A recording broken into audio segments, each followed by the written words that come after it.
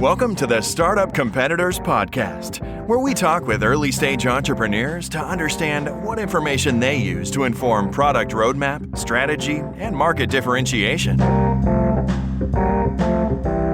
Welcome to the podcast. Today we have Scott Massey, who's one of the co-founders and the CEO of Heliponix, and with him is Ivan Ball, who's also co-founder and the CTO. Welcome, guys. So why don't we start? One of you give me the elevator pitch for Heliponix. Heliponix provides consumers with the Grow Pod. The Grow Pod is an automated hydroponic appliance that allows you to grow fresh food in your home, and our business model could be described as Keurig for food, where we install the IoT-enabled device once and a recurring subscription of seed pods going on a monthly fulfillment cycle after that. So we turn everyday people into farmers, regardless of their prior knowledge of agriculture, time available, or even space inside their home. I love Keurig for food.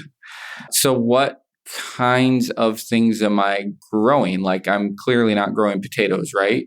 Right. So tubers, anything that grows under the ground like that, carrots, peanuts, require a lot of extra root space. And you have a pretty slow growth rate with those varieties that don't really work well with hydroponics. What we focus on are high value, high term crops. So culinary herbs, basil, cilantro, mint, leafy green vegetables, romaine lettuce, spinach, cabbage, kale, things like that you have a high food safety concern, have the highest likelihood of E. coli, salmonella outbreaks, and also perish very, very quickly. So these are the things that people really gravitate towards our brand just because the freshness is unmatched with what they can get at the grocery store. So the taste is overall superior. Yeah, and some of the other things that we started growing, jalapeno peppers. We've successfully grown marigold flowers as well, and some small hybrid varieties of cherry tomatoes. Awesome. Okay.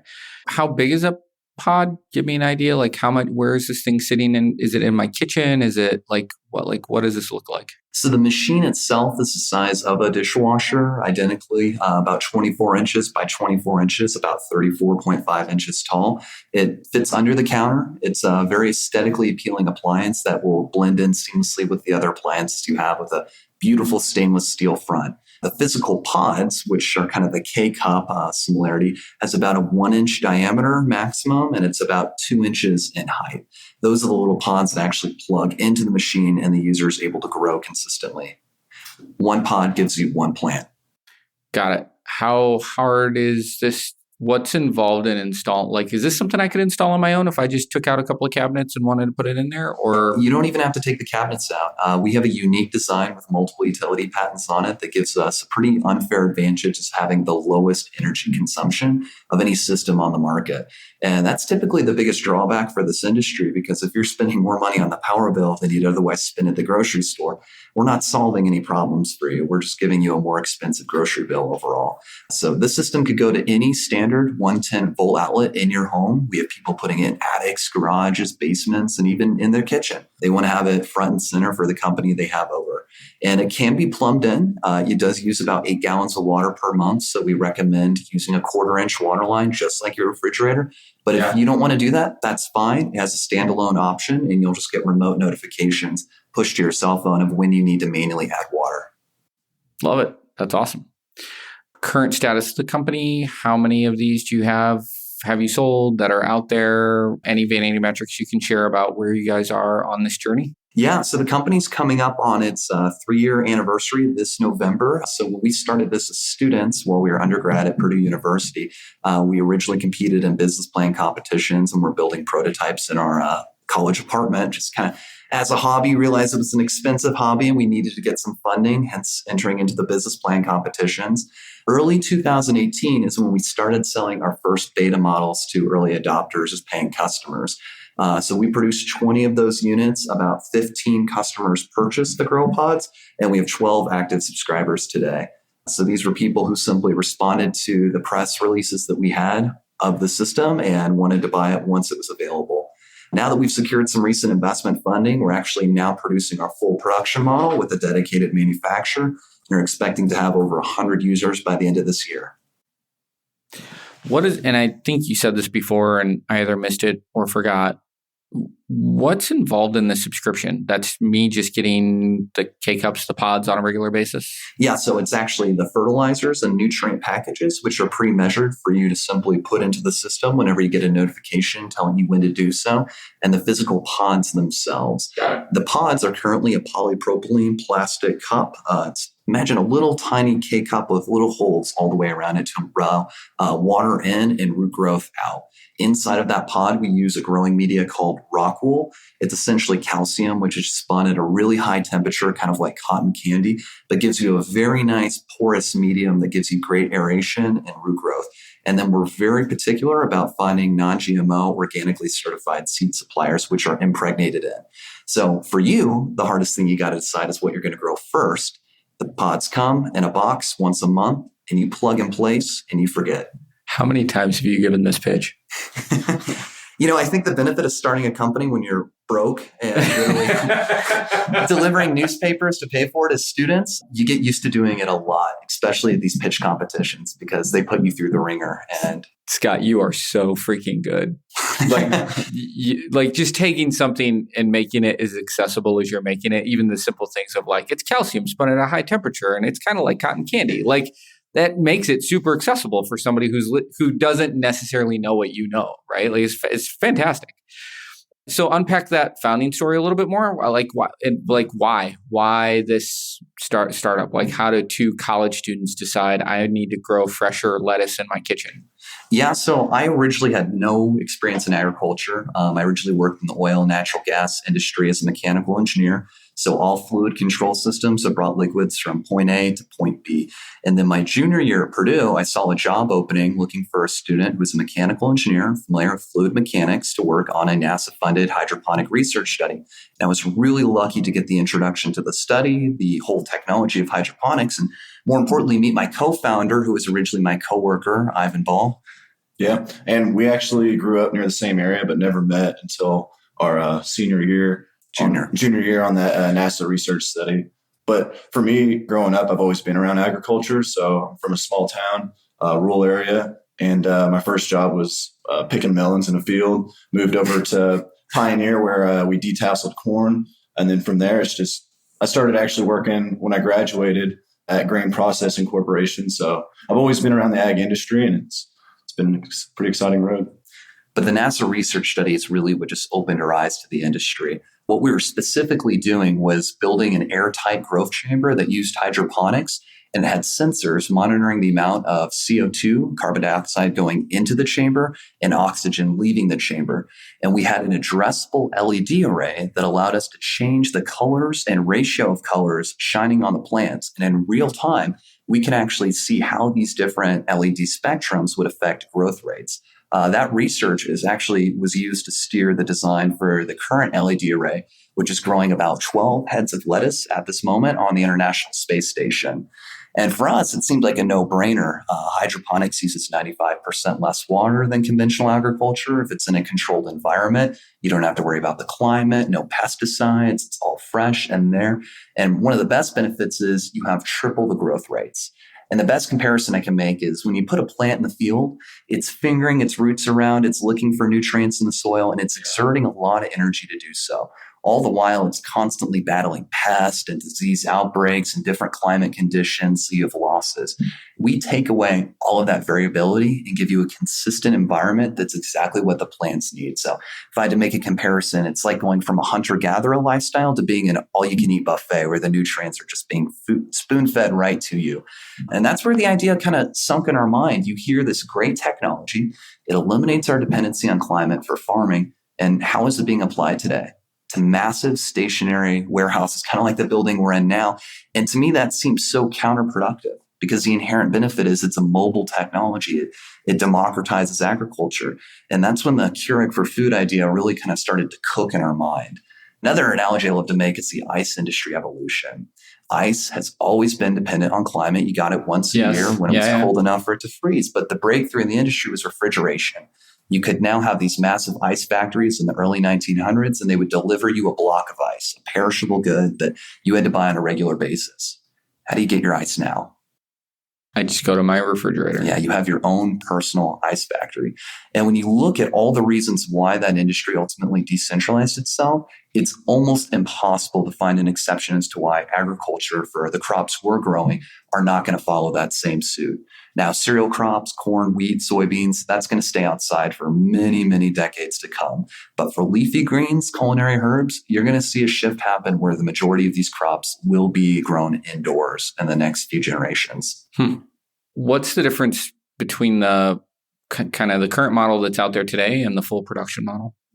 Apart from aesthetics and it not being made in a garage with 3D printed components anymore, we've really identified a lot of opportunities to first improve the user experience. So having a great connectivity to the home. We learned very quickly if you can successfully grow plants, when you're an educated person in the field, that's great. But that by no means is an indication that Linda down the street with no knowledge of agriculture, no knowledge of how even Wi-Fi works is going to be able to replicate that process. So we had a lot of safeguards that we started to put in, kind of watchdog timers to make sure we weren't going to have to deal with connectivity issues when the power goes out, when the kid unplugs the Wi-Fi, all those kind of weird use case scenarios. And we've also found a lot more reliable suppliers. We started working with hobbyist-grade electrical components in our system.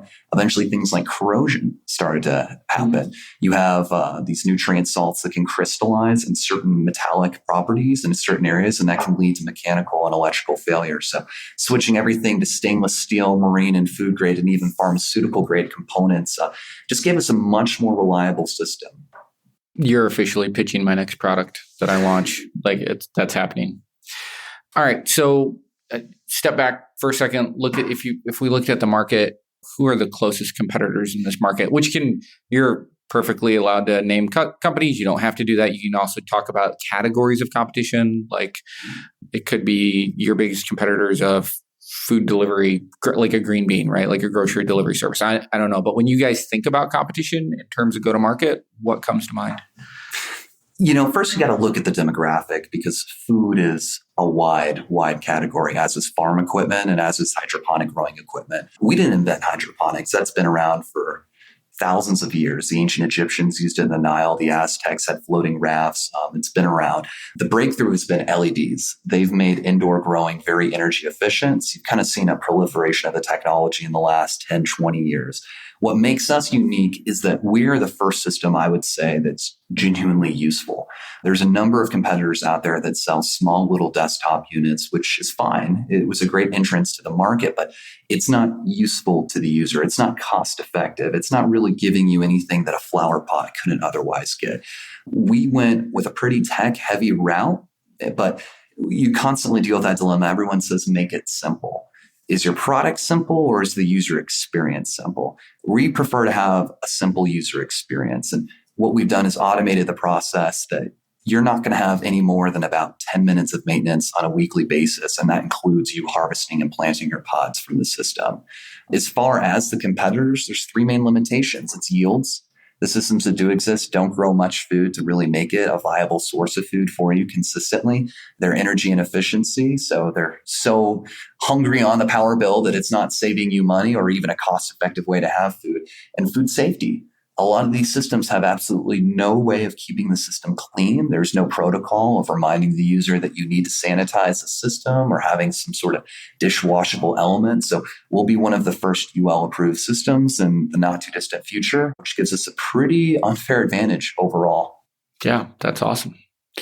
I should have asked this earlier, and it's going to bug me if I don't ask now. What's the payback period on this unit once it's in production? So, and maybe that depends on what kind of food I grow, but wasn't that wide a variety of the things that you said. What do you anticipate like my break even is if I spend X dollars on this, it's Y months or years until I've made my money back? What do you guys think that is?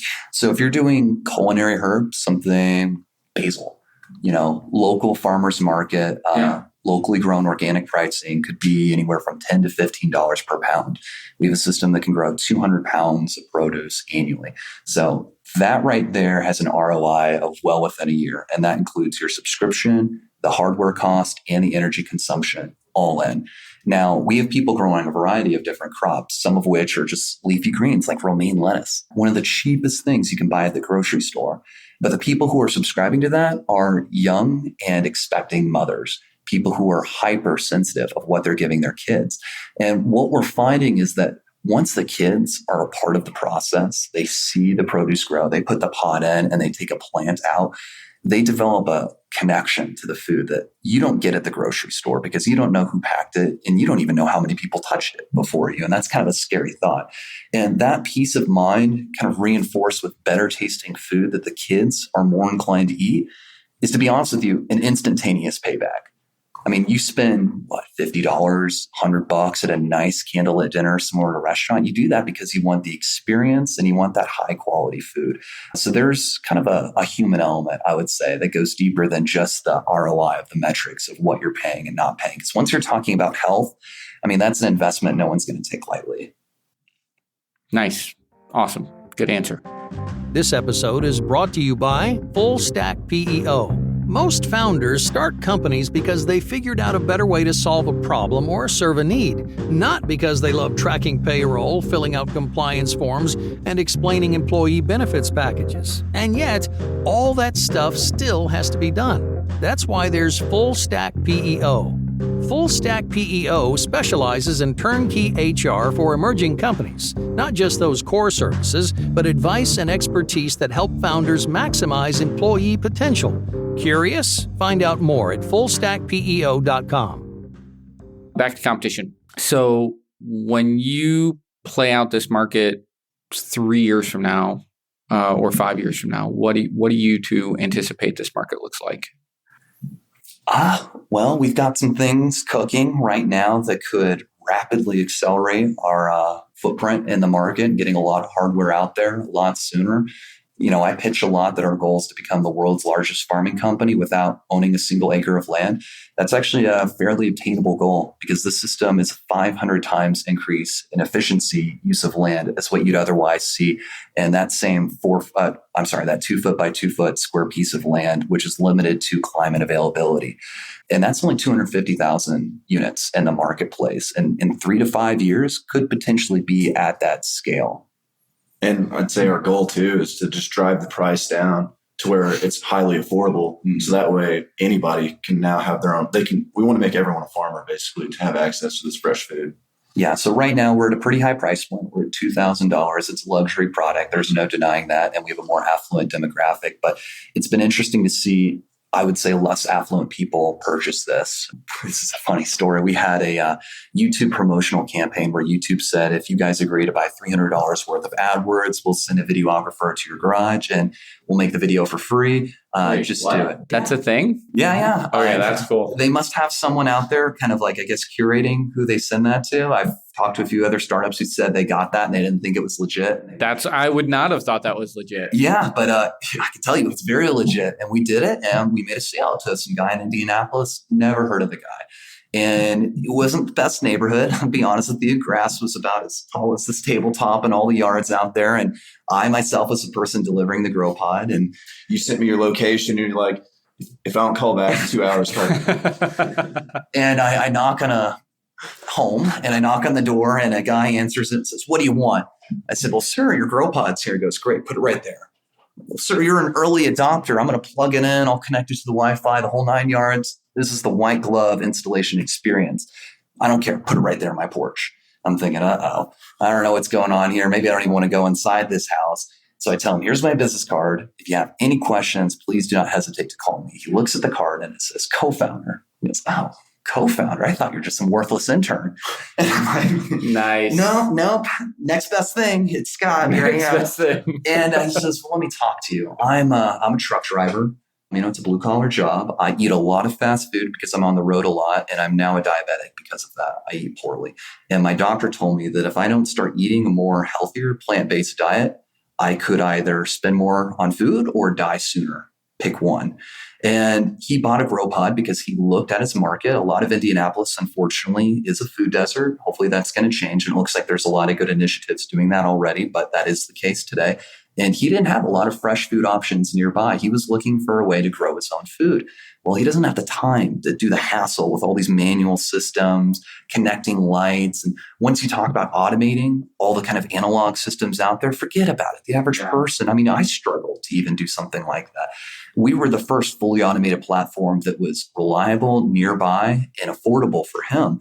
And he decided to buy it. So you're going to see a price point that's going to become more affordable over the next few years. You're probably going to see some financing options open up to people that might not have $2,000 or a little less than that to fork out, but are able to do it on a payment plan, especially if you kind of look at the fact that we're kind of augmenting what you're already spending at the grocery store today. So really, I just kind of see a lot of different demographics purchasing this product than what already does it now. We've had 3 kind of interesting categories purchase this. Restaurants want higher end culinary herbs, and it's a marketing statement too. Yeah. Everyone says locally grown, but the dirty secret is there's no regulation on that word. Locally grown could mean 1,000 miles away or 1 mile away. There's no differentiation according to the USDA or the FDA at this moment. So having it in the store, that's proof. And I mean, it's a glowing box of plants. It catches the eye. And then we also have schools purchasing it. We never expected that. So when you asked if you could do it, I was going to say literally kids do it and do it now, and they do it pretty well. A lot of schools are being mandated. Kids are a lot smarter than I am. And we learn from them, watching how they interact from it. It's a really interesting experience. But they're being mandated to include agriculture in their STEM curriculum, which is now being called STEAM in a lot of cases, including agriculture in that acronym.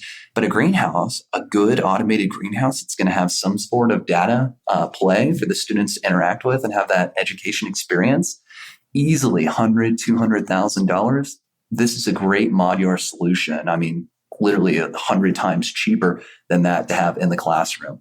But I'd see all of those categories kind of growing. I see there being potentially curriculums built around this for more classrooms. I see more restaurants having it in a B2B play and potentially larger systems as well. We hold multiple utility patents on our rotary aeroponic design, which could easily be licensed to a commercial facility if someone wanted to pursue that opportunity. What are some of the new technologies that may not be here today, but you think might be coming in the near future that have you excited for how those could be applicable in what you two are doing? Yeah. Vision's a huge one. So there's something called hyperspectral imaging, where you can actually look at the nutrients in the plant, find deficiencies, and then now you can apply more nutrients whenever it's actually needed. So we can have a fully automated dosing system based on how hungry your plants actually are. And then there's also a play with UV light and for sanitation. Wait, real quick, visioning. So hyperspectral. Yeah, that hyperspectral. How far away is that, do you think? The technology's there now. It's a matter of the research being dumped into the studies on growing the plants and actually making sure it's accurately reading the leaf. Yeah, there's a lot of R&D that needs to be done to really train that sort of machine learning algorithm. But that could even be taken to printing out a nutritional data sheet of, you just ate this. Mm-hmm. Here's the breakup of it. And there's some really cool opportunities at a consumer level when you're interacting with the individual who's both growing and consuming the plants to ask them, how did that taste? And if you said it was a little too bitter, a little too sweet, maybe the texture was too tough or too limp, you didn't like it, it won't happen again. There's ways to actually implement machine learning algorithms in the future that will survey the user from those parameters and actually manipulate the growing environment naturally. We're just changing lighting, fan speeds. I mean, nothing synthetic. There's no genetic modifications happening here. It's just an intimate relationship with the user, asking them, how can we make it better? And actually doing that. So you have a system that actually learns from the user and tastes better the more it learns from them. Are you familiar with a startup out there called Genome Palette? It's like 23andMe for your food intake. So they do. That's awesome. And in fact, they actually take it. You can leverage a 23andMe kit if you've already done one. They'll take your 23andMe results and they'll do the analysis for what foods are going to be optimized based on your biology and DNA, and then or if you've not done one, you can do the same cotton swab with them, and they'll go run everything for you. But you basically get back this report that says, based on your genetic makeup, these are the things that are probably going to be more favorable to your body type. These are the things that are going to be less favorable to your body type. This is where the jury might be out. We don't know. It's up to you. Go experiment. But it really does a super interesting breakdown of like, so for me, because I'm not going to see this pitch and not go buy a report, right? I'm that guy. So I go buy the report and it's like, you need more vitamin C than most people. So look for these types of foods. And it gives you this whole readout of based on, so it does, one thing it does is like, these are the nutrients that you need. And then it tells you where to find them. And then it tells you, and basically then of course it can all build towards food plans and stuff like that. What would be super interesting with what you guys are talking about, right, is like you could literally start to tie into like based on your genetic code, these are the pods that should be coming. And here's how you could potentially even optimize the plant that's in there based on nutrient dosing and things like that to get specific characteristics. Super interesting. And that startup still pretty early, but they've got some pretty good traction. I should have them on the podcast.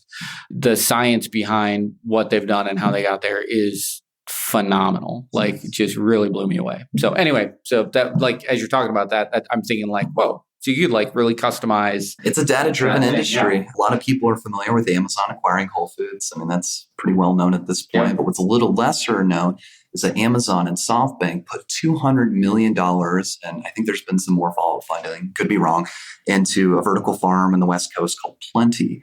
There's a connection between the two. Amazon wants to consolidate the entire agricultural process from production to distribution to consumption to the user.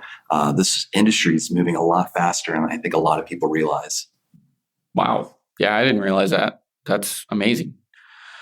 All right. I cut you off, Ivan. You were going to talk about UV next, I think. Yeah, so there's some more lighting plays that we could utilize. So UV light, it actually sanitizes.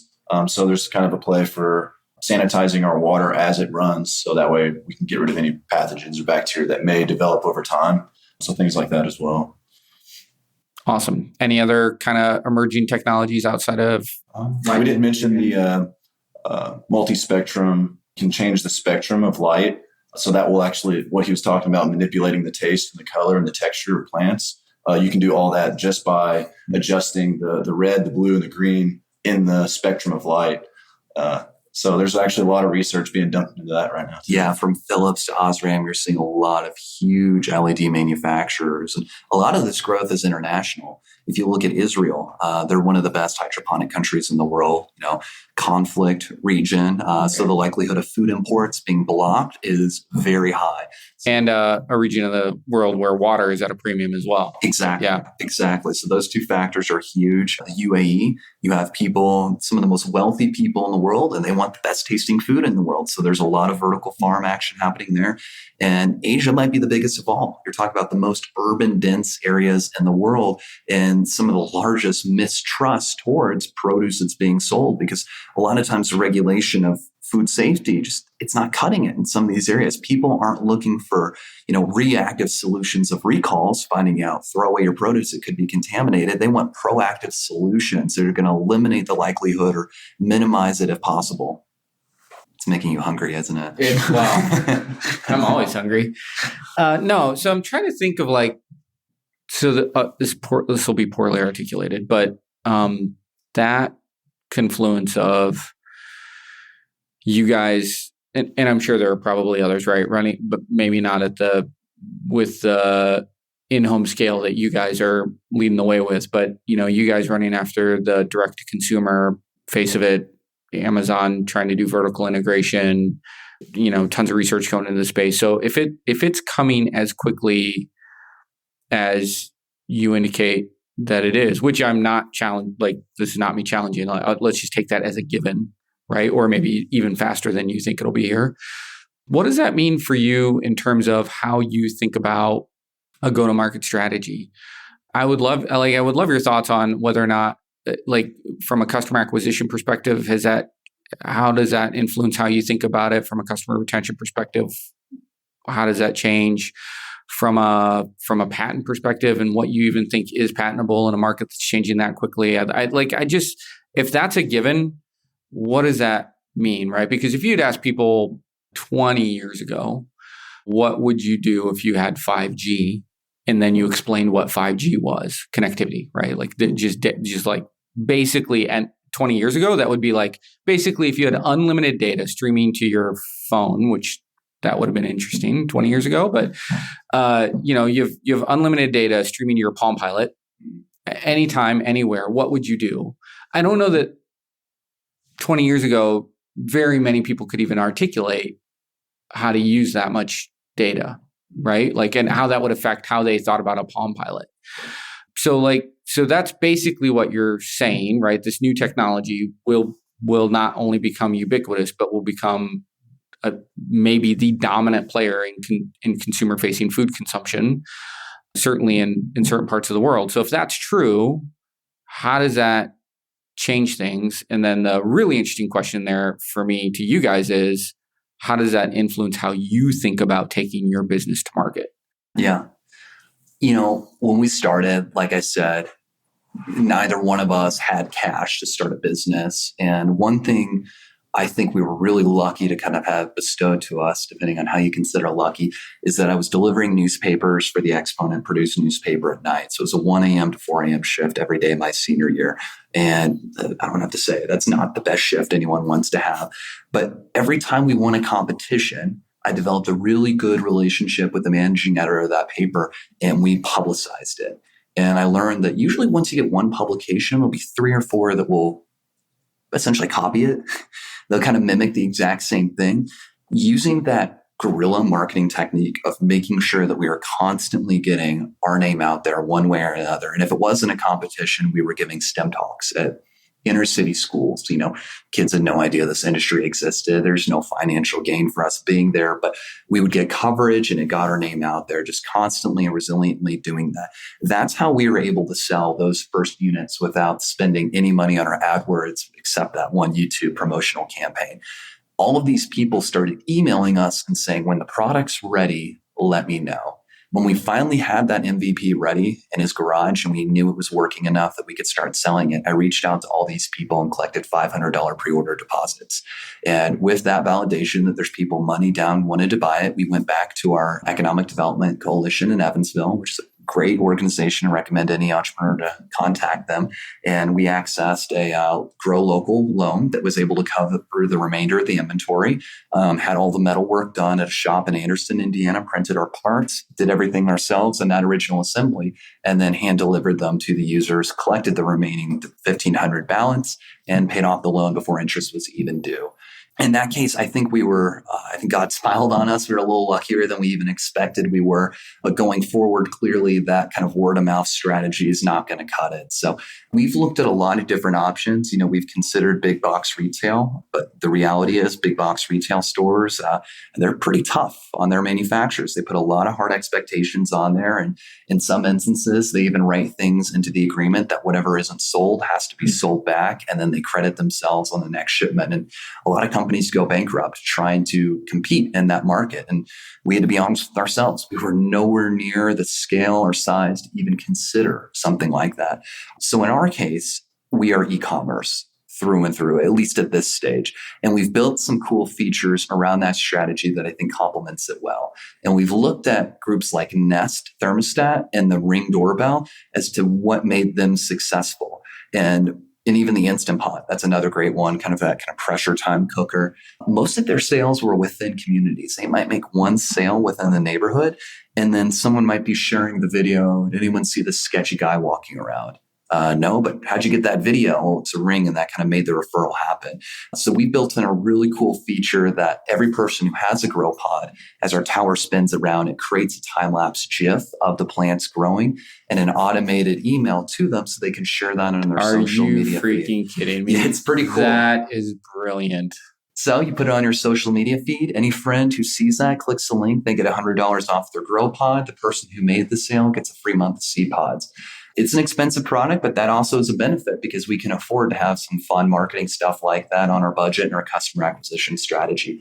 And that little content generation machine automatically being produced and churned out, that's great for Facebook advertisements. That's great for us sponsoring and boosting posts of people who are real customers. They bought the product and they just love it and they're happy to tell the world. We'll boost that. That's a better selling point than anything he and I can say than any social media influencer can do, because those are real people. Yep. And now, I mean, that's basically going to be free marketing for us. And now we're turning every grow pod owner into a sales army. So they can just click the link. Now they could even eat for free if they can. Literally, Just keep shipping them seed pods and get more customers. Have you guys talked to new home builders? We have, I mean, just kind of anecdotally, nothing really serious. We've noticed that it's probably a better option for us to kind of go with the targeted words, get people who are kind of already identifying themselves as the organic consumer, than getting so many physical units out there that may or may not sell something. Just because we're small, we don't have the ability to produce, 100 units and not sell them. Those 100 units have to be sold. Got it. In the future, sure. I think that would absolutely happen. There's been some new IoT-focused apartment buildings going up where we've talked to developers. And they said, we would love to have this in the model showroom, and we would love to have it there. But we're not at that stage of growth yet. All right. If people are interested in finding your product, where do they do that? They could either look at us on social media. We are GrowPod Official. That's GROPODOFFICIAL. And it's also on our website at growpod.io, GROPOD.io, where they can put a $500 deposit down for the next generation of full production units coming out fourth quarter of this year. And after that, it's continued sales scaling after that. Always be closing. I love it.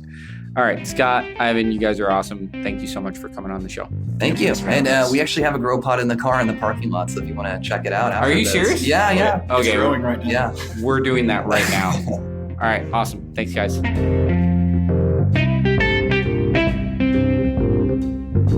If you're thinking of launching a SaaS product, Startup Competitors can provide data on your closest competitors, survey potential users, or provide other product validation services. Learn more at startupcompetitors.com.